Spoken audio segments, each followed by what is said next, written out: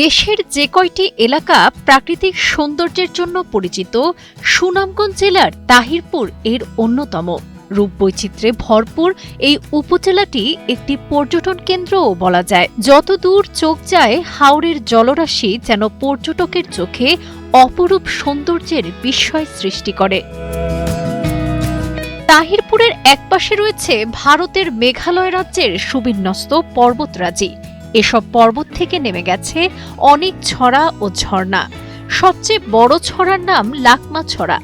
বর্ষায় এসব ছড়ার এখন ভরা যৌবন, আর পাহাড়ের গা বেয়ে নেমে আসছে শীতল পানি। স্বচ্ছ শীতল পানিতে গা ভিজিয়ে নিচ্ছেন পর্যটকেরা। টানা সপ্তমবারের মতো বেস্ট টিস্যু পেপার ব্র্যান্ড হিসেবে স্বীকৃতি পেয়েছে বসুন্ধরা টিস্যু। পরিচিত দর্শনীয় স্থান নীলাদ্রি বা শহীদ সিরাজ লেক থেকে পশ্চিম দিকে কিছু দূর গেলেই পাওয়া যায় লাকমাছড়া।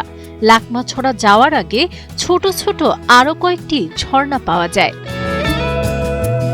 মেঘালয় পাহাড়ের বিশাল আকারের পাথরের গা বেয়ে অবিরাম নেমে আসছে শীতল পানি। পর্যটকের হৃদয় জুড়িয়ে যায় এসব ছোট ছোট ছড়া ও ঝর্ণার শীতল পানিতে।